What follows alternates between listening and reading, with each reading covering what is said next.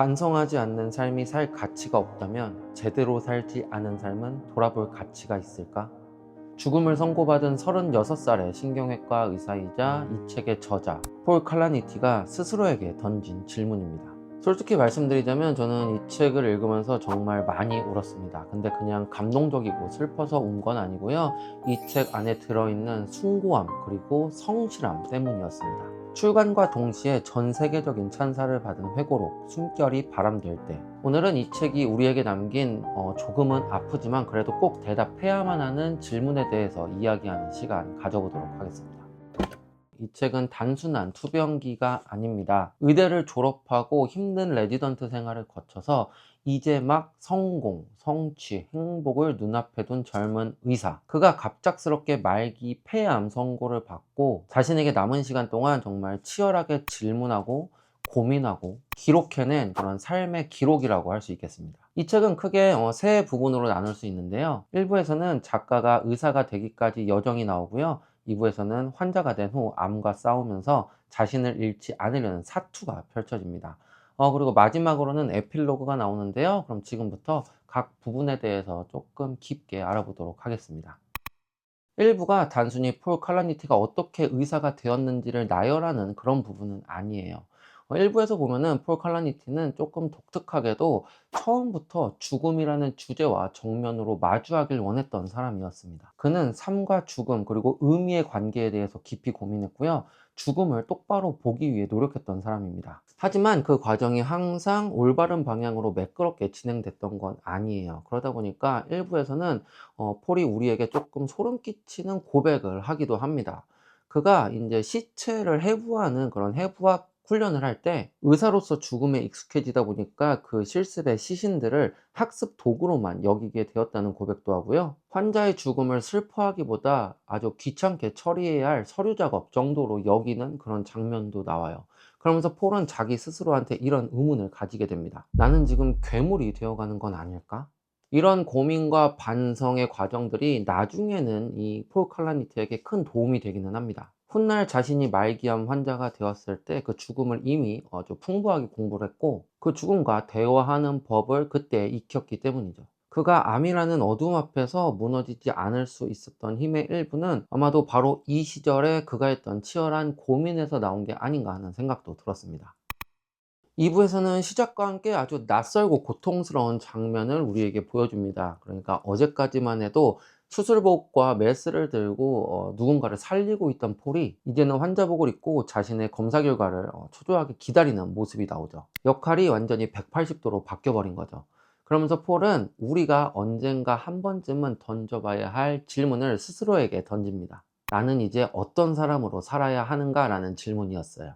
의사 커리어는 사실상 끝이 났고 몸은 점점 쇠약해져 가는데, 그렇다면 폴 칼라니티라는 존재의 본질은 무엇인가? 그는 무엇을 지키고 싶어 하는 걸까? 라는 질문을 스스로에게 던지게 됩니다. 2부에서 그가 보여준 투쟁은 단순히 암세포와의 투쟁은 아니었습니다. 종료가 다가오는 시간 속에서 새로운 의미를 만들어내기 위한 싸움의 과정을 보여주고 있었어요. 그는 다시 메스를 잡기도 하고요. 불확실한 미래 앞에서도 부인과 상의해서 아이를 갖기로 결정합니다. 누군가는 이런 결정을 무모하고 어리석다라고 이야기할 수도 있을 것 같아요. 하지만 이런 결정은 그에게는 죽어가는 사람으로 남는 게 아니라 살아가는 사람으로 살아가겠다는 일종의 다짐이었을 겁니다. 이 이부는 참 읽을 때마다 느끼는 건데, 문장과 문장 사이 어떤 공간에 눈물이 고여 있는 것 같은 그런 느낌이 들었어요. 그만큼 2부의 내용 전체가 조금 슬픔으로 많이 젖어 있었거든요. 왜 그럴까라고 생각을 해봤는데 이 모든 이야기에 희망이 보이지 않았기 때문인 것 같습니다. 폴과 그의 부인 루시는 아무래도 둘 다 의사라서 그런지 몰라도 처음에는 물론 당황하고 힘들어하다가 점점 시간이 지날수록 그 죽음을 받아들이고 수용하기로 결정하는 사람들처럼 보여요. 그러다 보니까 이 이야기는 절망을 이겨내거나 극복하는 사람의 이야기가 아니라 절망과 함께 걸어가는 법을 배우는 사람들의 이야기로 보여졌습니다. 그래서 이분은 저는 투병기이자 생존기라고 느꼈습니다. 숭고한 한 인간이 나로서 존재하기 위해서 펼치는 정말 힘든 사투처럼 저한테는 읽혔어요. 그리고 마지막은 이 책의 에필로그인데요. 이 부분은 그 폴의 부인인 루시가 폴의 죽음과 그 이후의 일상을 아주 담백하고 담담하게 적어 내려간 부분입니다. 솔직히 말씀드리면은 저는 이 부분에서 정말 많이 울었습니다. 폴이 죽음을 맞이하는 순간, 그리고 폴이 묻힌 곳에서 그를 추억하는 루시와 딸 케이디의 모습은 정말 아마 읽으신 분들은 공감하실 텐데 페이지를 넘기기가 쉽지가 않죠. 뭐 이런 것을 포함해서 이 책의 에필로그는 정말 거의 완벽했다라고 저는 생각을 합니다. 사실 이 책은 미완성된 책이었다고 해요. 왜냐면은 폴이 이 책을 완성하지 못하고 탈고하지 못하고 사망하면서 그냥 집필이 끝나버린 책인데, 루시가 이 에필로그 부분을 완성하면서 이 책이 오히려 더 완벽하게 완성되었다라는 생각이 들었어요. 폴이 절대로 담아낼 수 없었던 장면이죠. 그의 죽음 장면과 그의 죽음 이후의 일상을 루시가 폴과 같이 쓴 것처럼 아주 잘 담아냈다고 저는 생각을 합니다. 어떻게 보면 이 에필로그가 이 책을 마무리 짓고 이 책을 완성 지었다라고 할 수도 있고요. 동시에 폴의 삶을 완성 지어준 그런 에필로그다라고 말할 수도 있을 것 같습니다. 루시는 자신이 이 에필로그에서 스스로 밝힌 것처럼 폴의 부인이자 그리고 목격자로서 아주 완벽한 역할을 해냈다고 생각하고요. 뿐만 아니라 폴의 삶에 있어서 그의 삶을 조금 더 완벽하게 해준 그의 아주 중요한 동료였다라고 저는 생각을 합니다. 제가 이 책을 읽고 나서 제 마음속에 가장 오래도록 남았던 침전물은 죽음이 끝이 아니다 라는 사실이었습니다. 죽음이라는 어떤 두려운 형체가 자기 앞에 서 있다는 걸 알면서도 부인과 의논해서 아이를 갖기로 결심하고요. 신체 능력을 키워서 다시 수술대 앞에 서기도 합니다. 병이 깊어져서 더 이상 수술을 할 수 없게 되자 책을 읽고 글을 쓰기 시작했어요. 이처럼 그는 죽음 앞에서도 초연히 자신이 살 수 있는 하루를 살았고, 그 하루가 계속될 것처럼, 영원할 것처럼 행동했습니다. 죽음이라는 막다른 길이 있다는 걸 알면서도 그는 계속해서 행진했고, 그 자신을 죽음 이후에도 남기려고 노력했습니다. 폴은 그러니까 조금 알았던 것 같아요. 죽음이 정말 끝이 아니라는 걸. 이 책의 제목처럼 자신의 숨결은 바람이 되겠지만, 그 숨결을 담아냈던 공간, 자신을 기억하는 친구들, 그리고 자신을 사랑하는 가족들은 계속 이곳에 남아 있을 거고, 그리고 자신 역시 그들의 기억, 그들의 마음 속에서 계속해서 살아나갈 것이라고 폴은 스스로 믿었던 것 같습니다. 이런 생각을 하니까 그 옛날에 디즈니 애니메이션 중에 코코라는 작품이 생각이 나더라고요. 거기 보면은 사후 세계가 있고 거기서 이제 영혼들이 아주 즐겁게 살아가잖아요. 그 영혼들이 정말로 소멸하는 순간은 이승에 있는 사람들이 그들을 완전히 잊었을 때죠.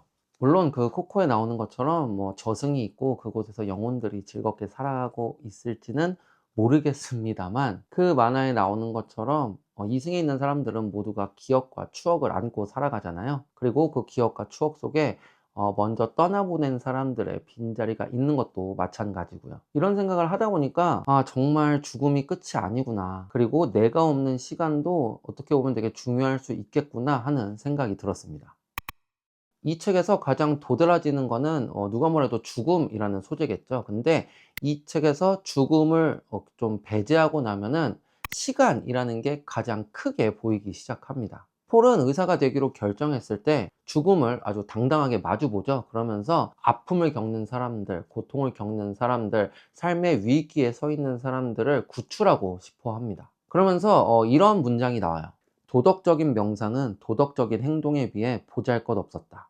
이 말처럼 폴은 뭐 진로를 고민할 때나 의대생 때나 레지던트 때나 항상 생각보다는 행동을, 그리고 관념보다는 실천을 우선시했던 사람입니다. 그래서 그는 자신의 그 남은 얼마 되지 않는 시간을 실천과 행동으로 가득 채워냈어요. 대부분의 사람들 경우에 죽음을 코앞에 있다고 하면은 백만장자가 된 것처럼 행동을 하잖아요. 그러니까 뭐 모아둔 돈을 쓰고 막 여행도 가고 버킷리스트를 만들어서 실천에 옮기고 막 그러잖아요. 그게 나쁘다는 건 아니고요. 어떻게 보면 그게 가장 정직하고 인간다운 거 아닐까라는 생각도 듭니다. 근데 폴은 그런 행복에 쏟을 시간을 자신의 삶의 의미에 쏟아 부은 거죠. 이 부분을 읽으면서 예전에 읽었던 그 에릭 와이너의 행복의 지도라는 책에 있었던 한 문장이 떠올랐거든요. 행복해지기 싫어하는 사람이 있다 해도 괜찮다. 의미 있는 삶과 행복한 삶이 항상 같지는 않다.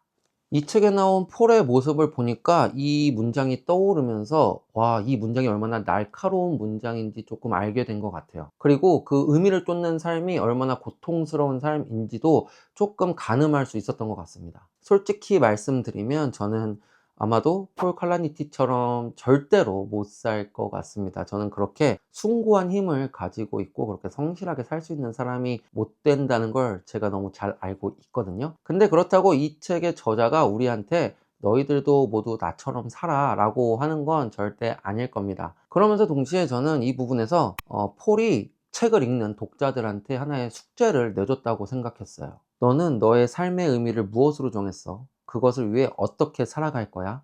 이 질문에 대해서 진심으로 고민해보고 치열하게 대답을 만들어 보는 것. 이게 어쩌면 이 책의 저자가 우리에게 진정으로 보내고 싶었던 메시지가 아닐까라고 저는 생각을 해봅니다.